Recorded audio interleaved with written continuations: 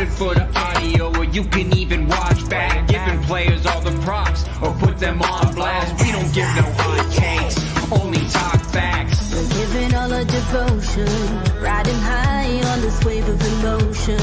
Going all out, yeah, 'cause this is our time. No, ain't no stopping us till we reach the finish line. All in, we came here to win. We're gonna give everything. S-I-C-K on the run. S-I-C-K, sick. On fire, we're ready to fight. We'll bring the house down tonight. S-I-C-K on the run. S-I-C-K, sick. Play it on the car ride, play it when you lounge.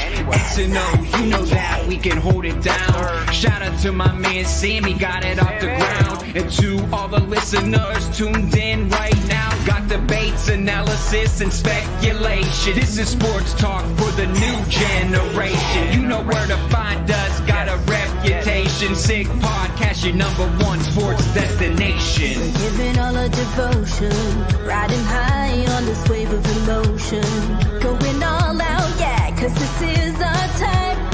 No, ain't no stopping us till we reach the finish line. All in, we came here to win. We're gonna give everything. S-I-C-K on the run.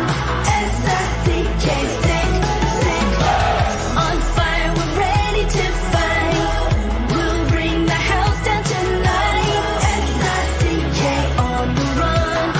S-I-C-K, sick. S-I-C-K, it's the sickest podcast. Tune in for the audio, or you can even watch back. Giving players all the props, or put them on blast. We don't give no hot takes, only talk back. S-I-C-K, S-I-C-K, S-I-C-K, S-I-C-K, S-I-C-K, S-I-C-K, S-I-C-K. All in, we came here to win. We're gonna give everything. S-I-C-K on the run. S-I-C-K, sick. S-I-C-K, it's the sickest podcast. Tune in for the audio, or you can even watch back. Giving players all the props, or put them on blast. We don't give no hot takes, only talk facts. We're giving all our devotion, riding high on this wave of emotion. Going all out, yeah, 'cause this is our time. No, ain't no stopping us till we reach the finish line. All in, we came here to win. We're gonna give everything. S-I-C-K on the run. S-I-C-K, sick. On fire, we're ready to fight. We'll bring the house down tonight. S-I-C-K on the run. S-I-C-K, sick. Play it on the car ride, play it when you lounge. X and O, you know that we can hold it down. Shout out to my man Sammy, got it off the ground. And to all the listeners tuned in right now, got debates, analysis, and speculation. This is sports talk for the new generation. You know where to find us, got a reputation. Sick podcast, your #1 sports destination. Giving all our devotion, riding high on this wave of emotion. Going all out, yeah, 'cause this is our time. No, ain't no stopping us till we reach the finish line. All in, we came here to win. We're gonna give everything. S-I-C-K on the run. S-I-C-K, sick. On fire, we're ready to fight. We'll bring the house down tonight. S-I-C-K on the run. S-I-C-K, sick. S-I-C-K, it's the sickest podcast. Tune in for the audio, or you can even watch back. Giving players all the props, or put them on blast. We don't give no hot takes, only talk back. S-I-C-K, S-I-C-K, S-I-C-K, S-I-C-K, S-I-C-K. S-I-C-K. Turn up your volume. Because you're about to listen to The Sick Podcast. With Tony Marinaro.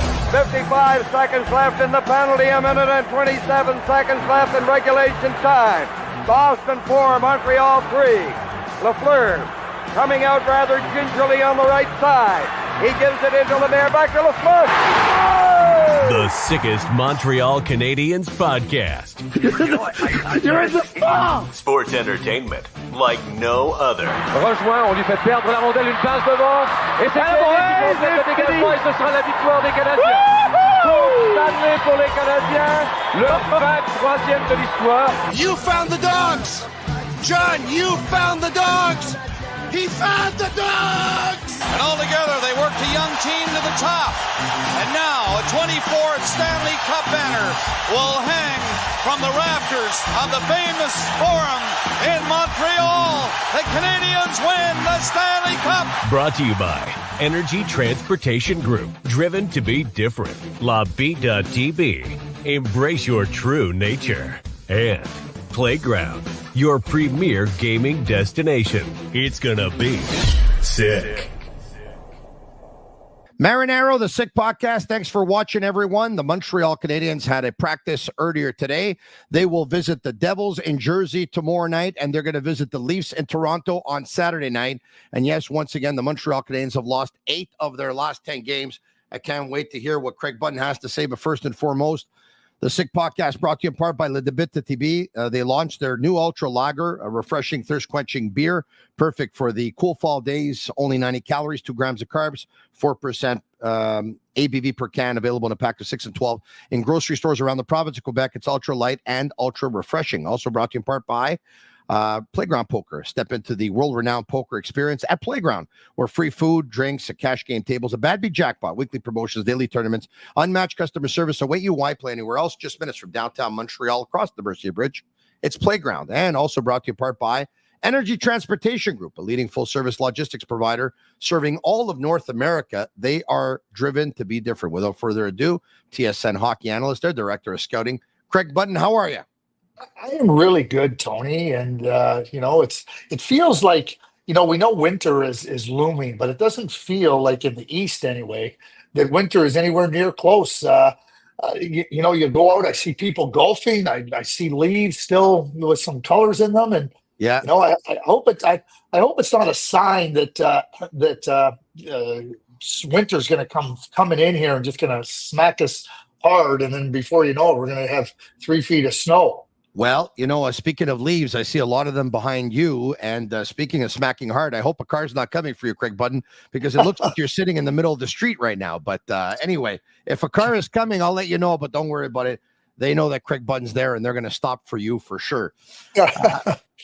Craig, the Canadiens, it's funny. I said earlier today on my radio show that I didn't think I was going to see a faster overtime goal than Brian Skrulin versus the Calgary Flames back in 1986, the Stanley Cup final. Game 2, the Canadiens had lost Game 1, and Brian Skrulin got a pass from Mike McPhee on a 2-on-1 with a slap pass from McPhee that Skrulin redirected 9 seconds in. Well, guess what? 38 years later, it's the Calgary Flames who go to Montreal. And also another 3-2 game, another overtime game, but this time it's Coronado for Calgary, 7 seconds into the overtime. Geez, the Canadiens are finding new ways to lose. Did you see that last night? They win the draw, but Suzuki loses his stick, and it's a 2-on-1 the other way. Unbelievable. Yeah, I loved what Marty St. Louis said post-game, and he talked about,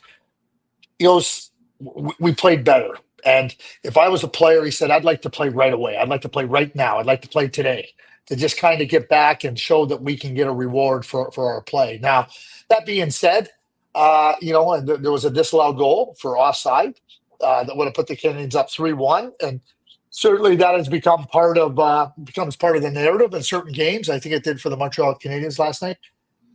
I thought in the first period they were really good. And then it seemed like I know Slavkovsky hit a post. I know they had a goal called back. But it just seemed to me that Montreal, and I think this is where Marty's trying to get his team. He's trying to get them to where that balance of like, okay, we can be assertive, but we don't want to be at a point where we're creating vulnerability for ourselves. And on the flip side, we can be cautious, but we don't want to be too cautious. And I think this is going to be a work in progress, Tony. And I think last night's game, Tuesday night's game versus Calgary, was a good example of that. And now, to Marty's point, like, let's get out there and play again. Let's get, like, you get a chance. Let's go see what we can do with that experience that we had. And certainly, we know Marty hasn't been happy with some of the recent performances, but I think, you want to see signs that some of the things you're trying to instill in the group, are the players taking it? Are they absorbing it? And I think there was some good signs in that game versus Calgary. And at the same time, areas where Marty can point out and go, hey, listen, we want to be cautious, but we don't want to be too cautious. We want to be aggressive, but not too aggressive. Trying to find that nice little balance. That's making a soup, Tony. It's like making, when your mom used to make spaghetti sauce, right? She takes the tomatoes and she takes everything and a little bit of this and a little bit less of that. Oh, not too much of that. And then boom, it tastes good. But it's not just like you snap your fingers and away you go. I hear you, my friend. Let's bring up that exact quote from last night from Marty St. Louis after the game. I think we have it here. There we go. On how he wants his team to feel about the game last night moving forward. Hungry. I want them to leave this game hungry. And if I was in their shoes, I'd wish we played tomorrow. That's what I want them to feel like. That's what I want to be like. All right, there you have it. I mentioned this to Chris Nyland yesterday on the Sick podcast. And Chris, by the way, I don't know if you've seen this, Craig, but he has since joined our network. We've taken over his Raw Knuckles podcast. And as a matter of fact, he had his first one under our Sick podcast network earlier today that came out. He was joined by his former teammate, Matt Snasland. So check out the Sick podcast, Raw Knuckles podcast. But I mentioned. So I knew Matt was in town because in Peterborough last Thursday night, they honored Jamie Lagenbrunner. They put, he played 2 years in Peterborough. His impact was significant. And Bob Gainey was there. And so I had a good visit with Bob. And Bob told me he was heading back to Montreal. He'd been there for the celebration of those 70 Stanley Cup teams. And he said it was good because Mats was going to come in for a week. And he was really looking forward to getting together with Mats. What I would say is that's wonderful that Chris now is under your umbrella. But you can't keep working on Nello and Sammy to the bone. You got to make sure that they get a little bit of some time for R&R, so to speak. Don't worry, Craig. There's millions of reasons why they're not overly disappointed right now about working too much. Millions of reasons. All right, okay. I like that. Okay, we won't get it. But I mentioned to Chris, all kidding aside, that Marty St. Louis said something very interesting. I think it was yesterday, where he said, in Pittsburgh on Saturday night, the Canadiens lost by a score of 3-1. He said in Pittsburgh on Saturday night, he goes, if I hadn't told my team about tightening up and playing much better defensive hockey, and we just would have gone out and we would have played the way we had played all season, we probably would have won that game 5-4. But that just would have been putting a Band-Aid on it, because what I want to do, he basically wants to introduce the defensive game to the team and have it be sustainable, because he knows that if they're going to become a very competitive team one day, make the playoffs, maybe go far in the playoffs, you can't just play offense. You're going to have to know how to play without the puck. But it was an interesting comment I found, but I asked myself all day today, and I don't know the answer to this, because Marty's probably the only one who knows, okay?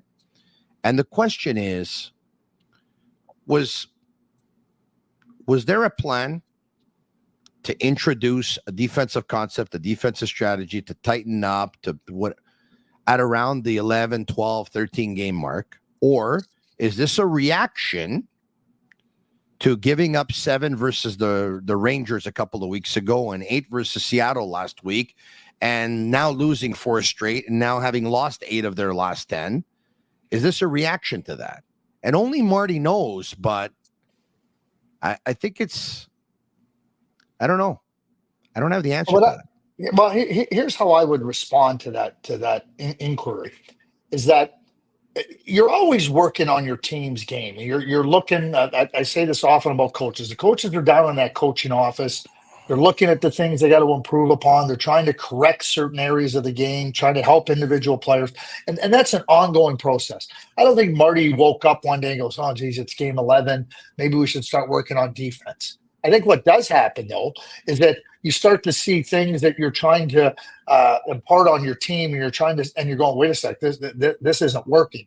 So it might take on a little bit greater emphasis. And to the point about Saturday, and sometimes, you got to take that proverbial step back to take steps forward. So I don't think Marty just said, well, okay, at game 11, we'll start working on our defensive play. I think that's been something you're working on all the time. But when it starts to look the way it was looking for the Montreal Canadiens, you have to address it. And there has to be an immediacy to addressing it. And I think that's what Marty did. I think Marty just took hold of it, and he said, listen, this is our main emphasis right now. And one of the things, and I really believe this, teams start to lose before they lose. They start to get into habits, and they start to, they might win a game, they might win 2 games, but some of the things that ultimately lead them to losing a few games have started to occur previous to that. It's the same thing with winning. You might be still losing, but you're starting to build habits. You're starting to build things that are going to help you win. And so Marty talks about Saturday versus Pittsburgh. We see the game versus Calgary on Tuesday night. And so you're trying to take those steps forward to try to, play a way that will get you more success. And I think that that's what Marty was talking about. If we played like we did earlier, we might win that game. But ultimately, that's not going to help you be a successful winning team. And I think that the last 2 games are now steps for the – and that's why Marty said, be hungry. If it was me, I'd want to play tomorrow. I think that's exactly why, because he wants to see them get rewarded for what they're doing and the process they're going through right now. So, prior to them tightening up in the last 2 games, they were playing wide open hockey. They were scoring a lot of goals, but they were also giving up a lot of goals, and they had lost a few more games than they had won. Now they've played tighter hockey in the last 2 games, and they've lost those 2 games, but they haven't scored a lot of goals. Yesterday, they scored 2 goals. And on Saturday night, they scored 1 goal. There's 3 goals in 2 games where they tighten up. It's an average of 1.5 goals per game. And Michel Therrien once upon a time said, you want to give yourself a chance to win hockey games in the National Hockey League, you have to score a minimum of 3 goals. I can't wait to see what the next 2, 3, 4, 5, 6 games are going to look like, to see what the reaction is going to be, and to see if they're going to be able to do a better juggling act of playing that better defensive hockey, but creating more chances and ultimately getting their share of goals. Because in those last 2 games that they've only scored 3 goals, there's 0 to show for Suzuki. There's 0 to show for Caulfield. There's 0 to show for Slavkovsky. There's 0 to show for Kirby Dach, who on paper should be their 4 top offensive players. And you know as well as I do, Craig, that players like to be happy and play happy. And usually what makes them happy is scoring goals and producing. And that usually ends up to contracts. But if they have contracts, everyone still has their ego and everyone still has their pride, and still a lot more fun. And it leads to various endorsements and all this stuff and all that, whatever. The New Jersey Devils played amazing defensive hockey. They probably found it terribly boring at times, but they say, you know what? It gives us a better chance to win, and they won 3 Stanley Cups. If you're not going to make the playoffs and you're playing defensive hockey and you're not producing, it's probably not going to be a lot of fun. Yeah, everything you just talked about is accurate. Ultimately, I believe that when you have players and you have competitive players, they want to win. And it's uncomfortable sometimes to do the things to win. I use this phrase all the time, Tony. If winning was easy, everybody would do it. And it's not easy to win. So you're right. Like, to play defensive hockey and to be disciplined and to understand that, I can't do that. And I might not get a scoring chance. It might not be as fun to do this. When you get to the realization that winning is what you really want to do, you want to get there. I mean, I know a lot of those New Jersey Devils that won cups. You know what I hear them complain about? I shouldn't say complain. That's the wrong way. You know what I hear them bemoan more than anything is when they didn't beat Colorado in 01, when they lost. They're excited about winning, and when you put together a program and it takes time. Look, the Detroit Red Wings don't bemoan that when they were scoring lots of goals and then Scotty came in and he started to change things and they brought in different players, they don't bemoan, no, we didn't have fun. They talk about the Stanley Cups they won. And they know how hard it is. And it is hard. But at the same time, finding that balance, and you make a really good point, Tony, that I think that coaches have to consider. Okay, we're trying to move the team forward. Okay, we're not a playoff team. So how do we keep a group and players focused on doing the things that will ultimately help us be successful? Playing defense, playing without the puck, playing, everything that goes with that part of the game. And at the same time, not killing their spirit. That's a coach's balancing act too, right? So how you work through that and how you find that balance. Again, the coaches every day are trying to sell something. They're trying to sell, okay, we got to do this a little bit better today. You mentioned contract years. You're right. Like players get into contract years and they go, well, how do I get paid? How do I get rewarded? Like it's like anything else, results. But when you do have contracts in order, trying to appeal to that part that you're doing, they've only scored 3 goals to your point in the last 3 games. So it should come as no surprise that you're going to have guys that haven't scored. But if they can show the way and say, okay, this is how we got to play. And then now that kind of translates and kind of infects the rest of the group. Well, that's a positive too. And sometimes you got to sacrifice a little bit of yourself for the greater whole. Well, look, if they go out and they win in Jersey on Thursday night and they go out and they win in Toronto on Saturday night, and let's just say they win both games 2-1. And even if some of those top guys don't end up producing, but they probably look at themselves and say, okay, you know what? Clearly, after playing the way we did versus giving up 6 in Boston, giving up 6 versus Pittsburgh, giving up 7 versus the Rangers, giving up 8 versus Seattle. Clearly, that didn't give us the best chance to win. We don't have the horses to open it up. So clearly, playing tighter defensive hockey gives us a better chance to win. And look, we did it. And look, we beat New Jersey. Look, we beat Toronto. But if they lose to Jersey and if they lose to Toronto, and then all of a sudden, it's 2 more losses. And now ever since they've tightened up, it becomes 4 losses in a row tightening up. I wonder if St. Louis is worried about losing players along the way who are going to say, the heck with it. I don't want to do this anymore because it's affecting my individual stats and we're not winning anyway. Fair points. And so I'll take this in 2 continuous directions. And by the way, Craig, if I can, I don't even know if players think this way, by the way. You would, because you've been around the game a lot longer than I have. So maybe maybe I'm out to lunch here. Well, length of game, how long you've been involved doesn't matter. I mean, you have a sharp eye, you have passion, and so you're looking at it. I mean, I think that's one of the things, and I'm on a little bit of a sidebar here. But you play in Montreal. You have a knowledgeable fan base. You have a passionate fan base, and there's going to be times when things get a little bit, the waters get a little bit choppy. But that's part of being in a market. I mean, is there a better, when things are going good and the Bell Center's rocking? Is there a better environment? No, but again, to get to feel that environment, you need to win. You need to have success, and that's what Marty's trying to do. So to your point. And I'll go and I'm going to take this in a continuous direction. I don't know if you were good in math or not good in math when you were in high school or university, but I was really good in statistics and that calculus was a little bit of a challenge for me. But it took me a little bit longer. I took an econometrics course and I forget what year it was in university as part of my requirement, and I didn't do very well. So I had to come back and do it in the summer. And I came back in the summer. Maybe you think it's fun to go to school in the summer? It's not fun to go to school in the summer. And you got to study and everybody's having fun and you got to do it. Well, I came back and did very, very well.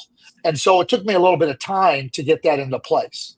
So for Marty and for Jeff Gordon and Kent Hughes, you're watching. Okay, so are players grasping us? We want everybody to grasp everything like immediately. Everybody can grasp it at different points. But this is part of the evaluation too, Tony. It's like, okay, who's ready to really, knuckle down? Who's really ready to, lace up their work boots and say, okay, this is what we got to do. This is going to be part of the evaluation too for the players. So to your point, if they start to see that and they start to get to that point, guess what? There's going to be an exodus of some players. All right. Here's Marty was asked, by the way, if drinking helps. He was asked this earlier this morning. Here we go.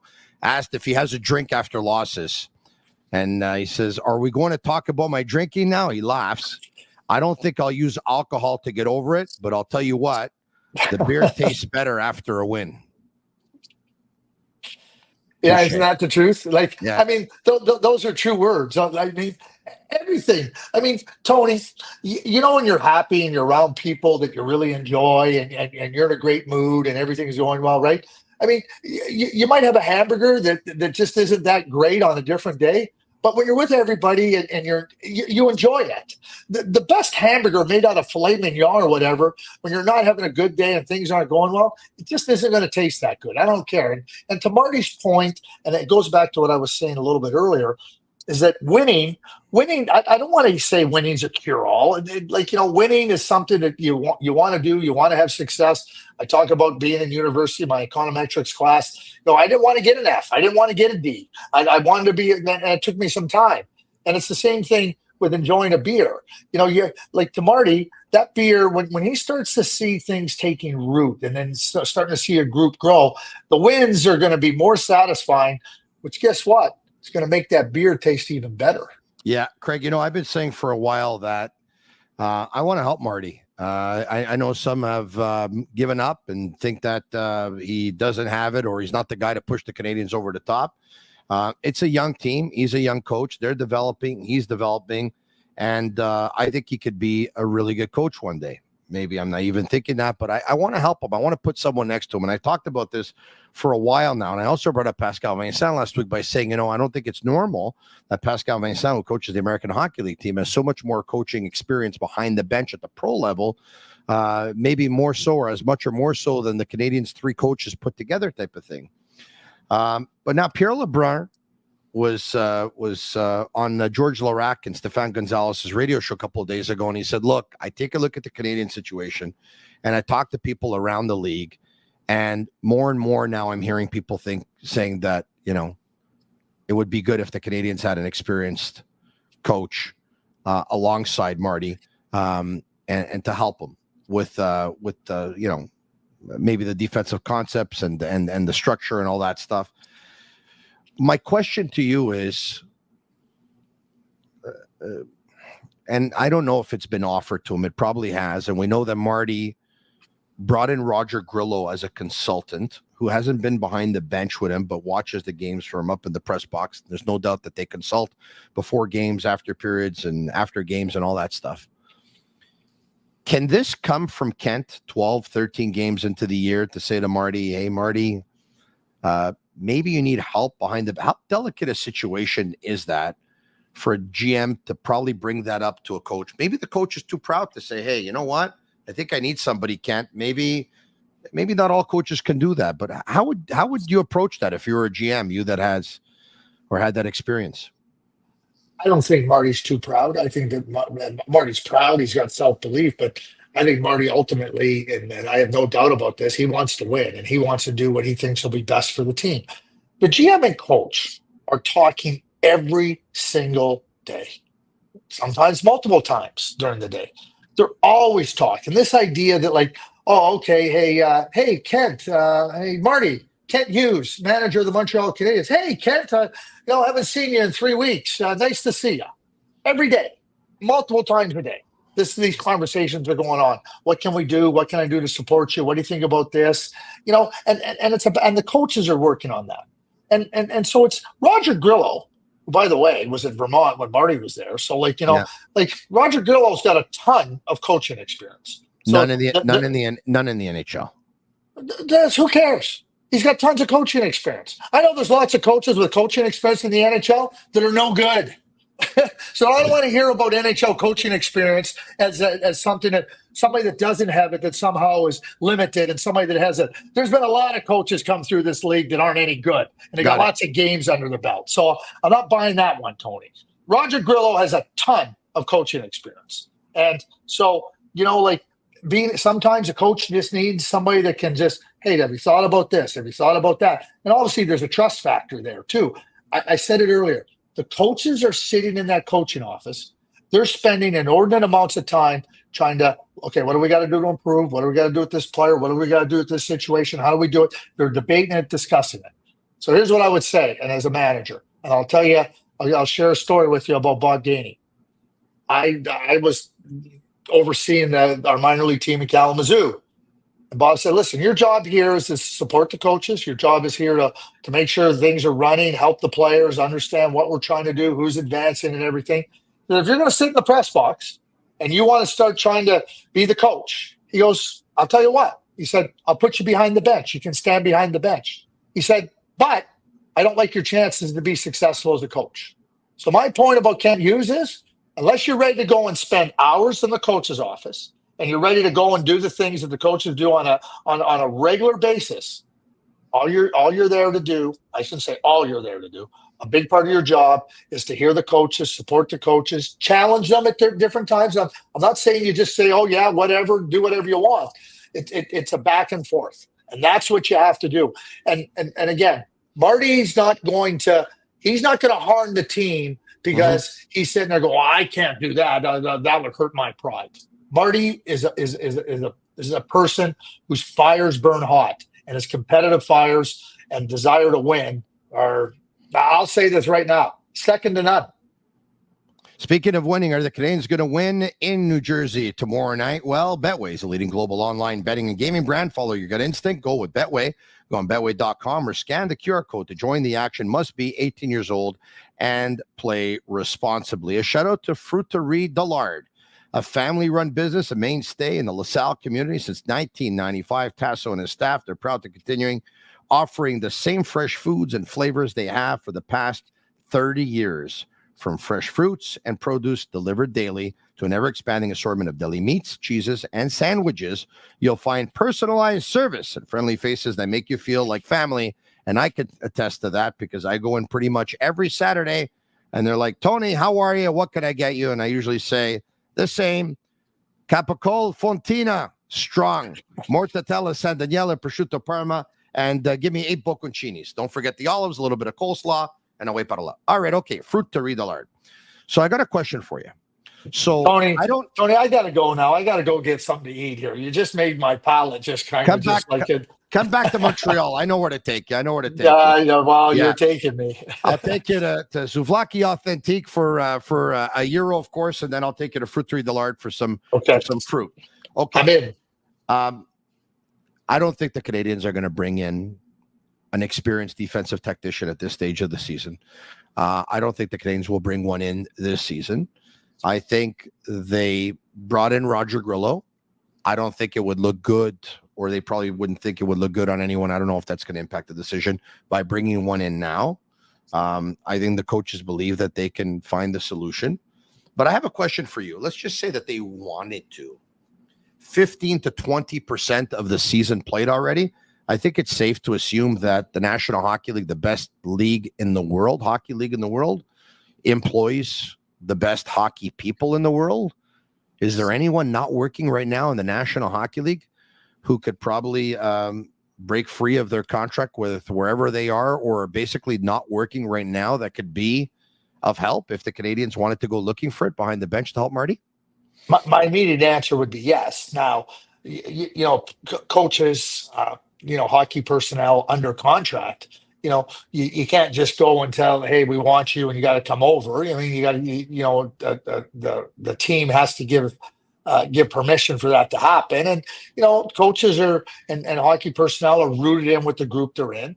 And without getting into names, and I won't, but there's no question there's people that aren't working that have experience and certainly could come in and benefit, and lots of teams in this league. And certainly, I don't have any doubt that Marty is always looking to improve. I think Kent is looking to. I don't think he's looking to improve. And so you're always throwing, hey, what about this? Could this person do it? Sometimes you reach out to people, and we have no idea who they may have reached out to be a mentor, to be an advisor. And you start to think about those types of things, and maybe people go, yeah, maybe that's not something I want to do. But certainly, you, as a manager, and back to your question earlier about being a manager, sometimes you got to challenge your coach too. You got to challenge your coach. Hey, you know what, Marty? I really think you'd benefit from that. So, you know what? Think of 3 people, and then let's see if maybe we could bring that in. There's nothing wrong with doing that. Now, if you see massive resistance from the coach, you got to bring that into play too. But again, it's not like you're just bouncing down. You haven't seen the coach in 2 weeks, and you just come down and go, Marty, here's 3 names. You know what? I want you to talk to one of them and hire one of them. That's not what you do. And certainly, I think that Kent and Marty's relationship is really strong, and they have confidence in themselves and in each other. And so now you're trying to work to find solutions, no different than the player. I mean, so I think that there's no question that there's people not working that could benefit, like I said, any number of teams, Montreal Canadiens included. And so you consider those options. There's nothing wrong. It doesn't matter if you're 15% in this season or 40% in the season, 75%. If there's somebody that can come in and help, and you present a case and you see that it can benefit your team, I would say you'd be foolish not to bring somebody in if you get to that point where you feel it can be beneficial to the group. Can you tell me why Gerard Gallant isn't in the league anymore? Well, I mean, number one, they fired him. Yeah, well, the Rangers did after consecutive 100-point seasons. Yeah, but it's but there's a good example. Okay, so and again, nobody can tell me that Gerard Gallant is not somebody that is good. That is somebody that could, depending on what you ask him to do, he's got varied experiences. He's got different ideas, and so absolutely. Gerard Gallant. I can't speak to what Gerard's intentions are. I don't know if Gerard's been offered jobs, but I don't think there's any question that he meets every criteria when it comes to somebody that you go, yeah, he could help in the right scenario. Yeah, 400 wins in 765 games regular season and playoffs in the National Hockey League. Seems like a pretty good CV. He was hoping he would have got interest from the Toronto Maple Leafs, who obviously went in a different direction. They hired Craig Berube, but I think they hired a pretty good coach as well in Craig Berube. All right, anyway. Let me just say one thing real quick too here. Like the St. Louis Blues, Drew Bannister takes over as head coach. And so who do they bring in? They bring in Claude Julien. Right, there's a good example. Claude hadn't been working, and so Claude comes in, right? And he comes in and he's now going to spend time working in that group. That's just one example, right? Brad Larson gets let go in Columbus. Mark Savard leaves Calgary, goes to Toronto, and now Brad Larson ends up coming into the Calgary Flames. So, there is movement. We know there's movement in coaching around the league, and there's always going to be movement. And that's why I can say with confidence, without naming names, there are numbers of people that could come in qualified and help in certain situations. Remember when the Canadiens hired rookie coach Alain Vigneault and they insulated him with Dave King? Yep. I was thinking about Dave King. Yeah. A lot of experience there. There's no doubt about it. Okay. Hey, Marc Bureau, he played for you in Calgary, did he not? No, we had him, and I didn't have him in Calgary. He was with us in Minnesota and Dallas. He was. Oh, that's right. That's right. The team that went to the Stanley Cup final, right? Mark was part of our group there. Yeah, Mark was a good, solid player for us. You think about somebody that played the game. We use the term "play the game the right way." Mark played the game the right way, and he was what you call a fabric player, a player that really solidifies and strengthens the fabric of your team. And he was always a player that was ready to dig in, and it didn't matter. He could look across and go, I'm matched up against Mario right now. That's okay. I'm going to do everything I can to get the better of him. That type of an attitude, Mark had it. I can't imagine he has any less of that attitude today. Tell me the first thing that came to your mind, or your first thought when you saw him on the ice with the Canadiens a couple of days ago. They're teaching the guys how to take faceoffs. I think that's, so that's a scenario, right? So you're going, okay, how do we help our players improve in this area? Okay, Marc Bureau, right? That's what I mean. You consider it. You start with, what do we want to improve upon? Okay, who can help us? Do we have somebody in-house? Do we have somebody here that can do that? Or is there somebody that could really come in and benefit? I think Mark's a perfect example of that. Somebody that comes in now and says, hey, consider this, try this on a face-off. All those things He's got massive experience. And I talk about Yeah. somebody that always was committed to, and I use the term digging in. Mark knows how to dig in. Craig, you know who does not have massive experience in the National Hockey League, and that's Oliver Kapanen. And the Canadiens made an announcement earlier this morning, if we can bring it up here. Here you have it. They've loaned forward Oliver Kapanen to Timrå in the Swedish Hockey League. That's where Ole Jokinen coaches, and they've recalled forward Lucas Condotta from the Laval Rocket. In addition, forward Jacob Perreault has been reassigned to the Laval Rocket. So there you have it. You know, it's funny because I saw the game sheet last night and the time on ice, and Oliver Kapanen was centering a fourth line, and he was on for less than 8 minutes. And I've been talking about this for a while, right? There's some teams, like I really love Boston's fourth line, even though the Bruins, unfortunately for them, haven't been winning too many games lately. But the line of Kastelich and Beecher and Kopka, and I look at that line and I'm like, wow, that's a line that they finish their hits, especially Mark Kastelich, right? And I'm like, the Canadiens, they need to have a fourth line that has an identity, that they go there. They're either amazing on the forecheck or they finish their hits. They deliver a hit that could change the momentum of a hockey game. They're either nasty, they're physical, they're tough, they're rough. And Kapanen's not that guy. He's kind of like just, you know, a poor man's talented player right now in the National Hockey League with little confidence and can't really help you win a lot of games. And so I talked about that. And then this morning it happened. He's back in Sweden. And I think the Canadiens are recognizing that they're trying to put some guys in some chairs, but there's just some of the guys aren't ready for certain chairs. Yeah, I love the fact that you said not ready. Doesn't mean they won't be. It just means at this point in time, they're not ready. So again, taking a step back, evaluating, okay, now what is best for Oliver? And where can, what situation would he benefit from? Which ultimately you're thinking ahead will benefit our team. And that's, again, that's what you're trying to think about. Like the decisions you're taking, what ultimately were you trying to do to help this player, which will ultimately help us be successful? So Oliver going to play for Ole Jokinen, playing in Timrå. He's going to play a lot of minutes. He was a good player in Finland last year. He was a good player for Finland's national team at the World Championships. And now he can continue to work on those areas of his game and progress, which, you know, for Kent Hughes and the Montreal Canadiens, that's what you want to do. A lot of times, you know, just because a player isn't ready doesn't mean he won't be ready at some point in the future. And you got to keep that in mind. But once you stop working to be better so that you can be productive in the future, then you're going to run into problems because you're going to be moving players out that go someplace else. And another team takes advantage of that patience and that timeline.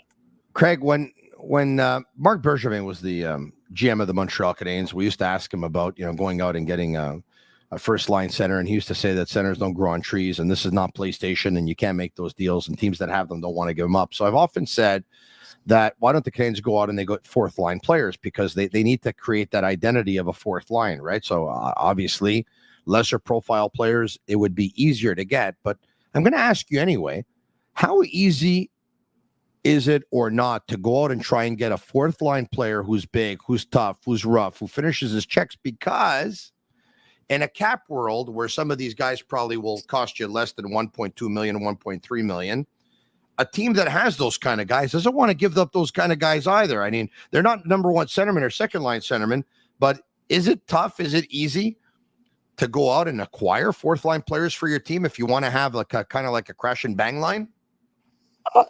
Listen, the managers are compensated very well in the National Hockey League. And the task and the job at hand is to go and build a team, build an organization with different types of players where you can be successful. And when I hear managers tell me how hard it is, or when I hear, not tell me specifically, but talk about how hard it is, really? It's hard. Oh, okay. Well, maybe I better go find somebody else that can get, because ultimately it's about getting the job done. I was telling you that I was at Peterborough last Thursday. They were honoring Jamie Lagenbrunner. Jamie is the assistant general manager in Boston. So we got talking a little bit about Mark Kastelich. And so I watched Mark play with the Calgary Hitmen for a lot of years. And so we got talking. He goes, he's come in. He's been really good for us. Cole Koepke was drafted by the Tampa Bay Lightning. So you're now looking at organizations that are trying to find certain players. And Cole Koepke can skate. He was always a good player. And maybe took him a little bit of time. Jamie said, specifically about Mark Kastrelak, he said, that's something we really value. So we're looking for that. So the first step in that, Tony, is what do you value on your fourth line? What do you value in these situations? What type of player do you want to get in there? And then it's incumbent upon management to go find those players. So when you ask me, is it easy or is it hard? It should never be easy, because if it was easy, anybody could do it. But when I hear managers tell me how hard it is, yeah. Oh, okay, maybe I'll get somebody else to do the job. I had this conversation with Chris last night, and we were both wondering if, like, for example, Pizzetta came up, and then, on the fourth line, and then Jack Guy came up on the fence. Jack Guy didn't get a lot of minutes last night. He got 11 and a half. He's been a healthy scratch a couple of times. A couple of times he's had 10 minutes, 11 minutes, 12 minutes, 13 minutes. A couple of times he hasn't even been on the penalty kill. We asked ourselves, are they Marty St. Louis kind of players? And I'm wondering if the lack of an identity on the fourth line and the fact that Canadiens had skilled players on a fourth line, but obviously lesser profile than top line players, we're wondering if Marty believes that he can win with four lines of guys who play the puck, all the same kind of players. And I'm wondering if a decision was made today when someone we can't win like this. And I'm wondering, we need grit, we need sandpaper, we need jam. But anyway, only he knows, but it's the question deserved to be asked. And look, Kastrelak didn't come for free either. I mean, he was involved in the Allmark deal, right? I mean, they gave a pretty good goalie to have him. Well, yeah, and you're right. I'm not saying, but I'm just talking about what Jamie said. Yeah. I'm gonna go back to Mama Marinaro's tomato sauce. Yeah. If you're just putting tomatoes in there, or you're just putting oregano in there, it's not going to taste very good. There's a lot of different ingredients that have to go to make a really good tomato sauce. It's the same thing with a hockey team. If you think that you're just going to have one type of player, or you're just going to play it's only puck possession, or it's only dump and chase, or whatever you want to do, you're not going to have success. I can guarantee you are not going to have success. Like, you might have moments of success, you might have stretches of success, but ultimately you're not going to have success, because you have to have the different ingredients out. And Chris knows better than anybody. He played on a line with Gainey and Carbonneau and himself, and just think about how hard they were to play against. And coaches, in my experiences with coaches, they don't get focused in on, oh, he's not my kind of guy, or he's this, I need this kind of guy. They just want players that are going to help win. And like, I go to Scotty. Scotty had Lambert and Rajbrow and Tremblay. And then he had the grind line. He had Maltby and Draper and McCarty, and he had Marty Lapointe. He had Yzerman, he had Fedorov, and he had Vyacheslav Kozlov, and he had Dougie Brown. Like, it wasn't like they were all big, but you have a balance of it. And that's what you got to do. That's what you got to build. That's Jacques Lemaire had McKay and Paluzzo and Bobby Holik. Bingo. Oh, Bobby Holik, it was a bear to play against. Yeah, you're right about that. John Madden, it was no fun. Like, we played them in the 2000 Stanley Cup final. I mean, their center ice was it was just unbelievable how it got. I mean, Bobby Holik and Jason Arnott, and then John Madden. Oh, yeah, and by the way, they also had a kid by the name of Scott Gomez. Yeah. Oh, my God. Good luck. Yeah, you might want to not bring him up in Montreal on a Canadiens podcast again. But he was Rookie of the Year that year. Yeah, he was. Ryan McDonough, my God. All right, okay. I know. Anyway, let's we don't get over it. We'll try. Hey, probably my last question, not before I talk to you about Secure. Fall's the perfect time to start a new job. Unlock your potential with Secure with a K payment experts. Secure with a K, the highest paying English-speaking call center in the Montreal area. The job's English only, no French required, which we know is next to impossible to find in Montreal. They're always growing the team. 2 great locations, downtown Montreal and the West Island. They offer a fun and unique culture with great earning potential, plus no experience necessary. 2 ways to apply: either head over to Life at Secure on Instagram and tap apply now, or text apply now with your name and phone number to 514-909-8344. Come work at Secure. That's Secure with a K. Apply today, start tomorrow. My last question. They're trying to get Kirby Dach going, and he wasn't going at center. He was like a minus 1,000 this year, like the worst plus minus in the league. Wasn't able to put up any points. Has 1 goal to show for it all season. His best game of the season came playing on the wing. His second best game of the season came playing on the wing. His third best game of the season came playing on the wing. And Like last night, he didn't score and didn't pick up any points, but he still seemed like a man relieved, trying to do things and coming close to scoring. How much longer do you have to wait, if you haven't made up your mind already, Craig Button, of a player who's entering his 6th season in the National Hockey League, probably has missed about 2 seasons because of injury, before you could tell me on this podcast, Tony is a center or Tony is a winger? I think the evidence is starting to mount that Kirby is best served to play on the wing. And I think, to your point, it alleviates some of the different responsibilities. It gets them closer to the offensive net. When you're without the puck in the defensive zone, I think that being able to receive the puck instead of having to look at distributing the puck, I think those are things that can work really well for Kirby. And you use how much longer, and we're working through. We talked about this a few weeks ago. You're working through the getting him up to game shape. He missed a full year. He rehabbed. Everything's good physically, but now you got to get him back into that rhythm, get him back to that pace. And a big part of this is, okay, we can talk about how much they're progressing. You see, okay, there's some signs there, but at some point in time, Kirby's going to have to not take a step forward. He's going to have to take steps forward.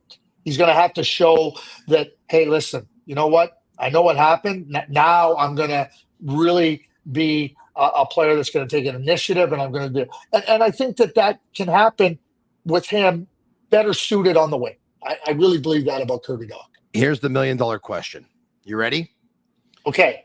Going into the season, the Canadiens said that they wanted to be in the mix.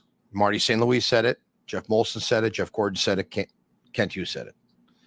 Right now, as we speak, they have the 4th worst record in hockey. Their second-line centerman right now is Jake Evans. God love him. Christian Dvorak, center of the third line. He's probably going to be dealt before the deadline. He's in the final year of his contract. Another center is Alex Newhook, who hasn't proven yet that he can play center on a consistent basis, so he's played mostly wing. If you're the Montreal Canadiens, do you, Craig Button, go out to try and pull the trigger to get a second-line centerman right now to try and get into that mix? Or is the reality that the Canadiens are a team that once again can benefit from a top 5 pick, and you would just sit back, watch things play out as they may, and let things just happen organically? I think it's a good question, and I think that in reality, and it's great. It's great to say you want to be in the mix. It's great to you've heard me say this, and I've said it a number of times. I think reality for the Montreal Canadiens is moving from a bottom 8 team into the next tier of 8 teams. Now, whether that puts you into 22 or 21 or 23, I think it was always misguided to think that they were a playoff team or could be in the mix for the playoffs. But when you move from a tier of bottom 8 and you try to move into that next tier of 8, I think that should be the goal for them. I think when you talk about reality, Tony, you just painted a reality there that I think that everybody better look at. They're not good enough. And it's not so much do you go and pull the trigger on a trade now to find a second-line center. I think what becomes evident based on our conversation with Kirby is now what you got to look to do is we need a second-line center. That's what we need. And so you got to explore that, and you got to work at trying to do that, because that's going to move your team forward. And I'll give you an example. In 1995, we drafted Jerome Iginla in July of 1995. That was a lockout year, 94-95. So we drafted Jerome Iginla. We were trying to sign some free agents that year to play center with Mike Modano. And we made offers, and some centers, they didn't take us up on it. So what ultimately ended up happening is that we benefited from Joe Nieuwendyk in a holdout position with the Calgary Flames. And now we were looking hard to try to add to see what it would cost for us to get Joe Nieuwendyk. Our whole idea was we are not going to become a better team. We are not going to be able to compete with the better teams in this league unless we get a center that can play really big minutes, really hard minutes alongside Modano, because we're going to tax Modano. It's going to put too much pressure on him. So the price became Jerome Iginla. But it was real simple how I shouldn't say simple. We got to the conversation. But we knew Jerome was going to be a really good player. Did we know he was going to score 600 goals? No way. I'd be lying to you if I said that to you, Tony. But we knew Jerome, and we felt Jerome was going to be a really good player. But at that point in time, Joe Nieuwendyk was going to be more influential for our team than Jerome McGinley. And he was. And so that's what we had to focus in on. We had Hatcher and Maverick and Letton and Lagenbrunner. We had a whole group of young players, like these younger guys that needed the benefit of Joe Nieuwendyk. So we had to do something that was difficult to do. And that was making a decision to trade a really good young player in Jerome McGinley. So my point in finishing here is it's not about a top 5 pick. It's not about do you do it now? Ultimately, the Montreal Canadiens are going to have to find a way to get a second-line center in there. And they better be beating the bushes and combing through all the opportunities in the different areas to do exactly that. And then you figure out what the price is, whether it's tomorrow or whether it's in January. Bottom line is that's reality. Because the reality for the Montreal Canadiens is they're not going to move forward until they get stronger in some of those top positions. Craig Button, always a fantastic podcast. Thanks, my man. Thank you, Tony. All right, there you have it. Craig Button, Director of Scouting with TSN and their hockey analyst. Marinaro for Pau Montreal, PEAU Montreal.com. 2 locations, downtown Montreal and the West Island. Dr. Manish Khan and his team use the latest cosmetic technologies for laser services, injections, fillers, body contouring, facial treatments. They also have an amazing technology. It's an ultrasound technology for those of you who are losing your hair. And it's kind of like it's 98% for ideal candidates. It's completely natural, painless, no needles whatsoever. Check them out for a free consultation on that, on hair loss and the TED technology. Call 514-989-7328 at Pau Montreal on Instagram, www.paumontreal.com. is the website. Fantastic stuff. Thank you very much to all of you for watching and listening. Leave us a 5-star review on Apple. It's our way of feeling the love. I'll be back tomorrow night, right after the Canadiens and the Devils. And joining me will be Grant McCagg of the Recruits Draftcast podcast, former Montreal Canadiens scout in the Bob Gainey administration, and Brian Wild of Global TV Montreal. Hope to see you then and talk to you then. For Shane Gaumont on Master Control, I'm Marinaro. And that's a wrap. Hope you don't miss us too much until next time. Follow The Sick Podcast with Tony Marinaro on YouTube, Instagram, Facebook, Google Play, and Apple Podcasts. The Sick Podcast is brought to you by Energy Transportation Group, driven to be different. LaVie.tv, embrace your true nature. And Playground, your premier gaming destination.